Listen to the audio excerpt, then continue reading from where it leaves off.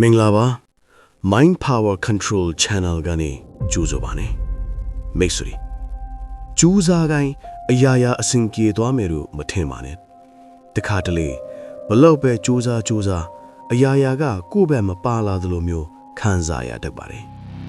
ဒါပေမဲ့မိတ်ဆွေအဲ့ဒီအချိန်မှာပဲစိတ်မပြတ်ပါနဲ့ထက်ခါအမားလို့မိနေတဲ့ဆိုရင်တောင်မှ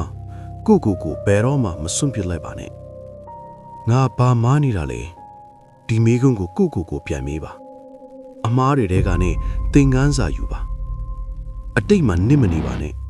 လက်ရှိဖြစ်ပျက်နေတဲ့အရာတွေပေါ်မှာပဲအပြည့်အဝအာရုံစိုက်လိုက်ပါသိချပါတယ်မိတ်ဆွေအချိန်တစ်ခုရောက်လာတဲ့အခါကိုလိုချင်တဲ့အရာတွေကတဖြည်းဖြည်းနဲ့ကိုယ့်စီကိုစိုက်မြင့်ရောက်လာပါလိမ့်မယ်ဒါပေမဲ့တခုတော့မမေ့ပါနဲ့အောင်မြင်မှုဆိုတာအလွယ်တကူရလာတာမျိုးမဟုတ်ပါဘူးနာကျင်မှုစွန့်လွတ်မှုနဲ့ပေးဆက်မှုတွေအများကြီးလိုကပ်ပါတယ်ဒီနေ့မိတ်ဆွေကိုပြောချင်တာတစ်ခုပဲရှိပါတယ်နာကျင်မှုတွေကိုအားနည်းချက်အဖြစ်မယူဆပါနဲ့အဲ့ဒီနာကျင်မှုတွေကိုပဲရှေ့ဆက်ဖို့ခွန်အားအဖြစ်ပြောင်းလဲလိုက်ပါမိတ်ဆွေရဲ့အတောင်ပံတွေမကျူးသေးပါဘူးဆက်လက်လျောင်းလန်းပါမိတ်ဆွေရဲ့အချိန်ကရောက်လာတော့မှာပါ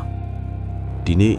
မိတ်ဆွေရဲ့နာကျင်မှုတွေကိုဘလို့ခွန်အားအဖြစ်ပြောင်းလဲမလဲဆိုတာ comment မှာရေးခဲ့ပေးပါဦး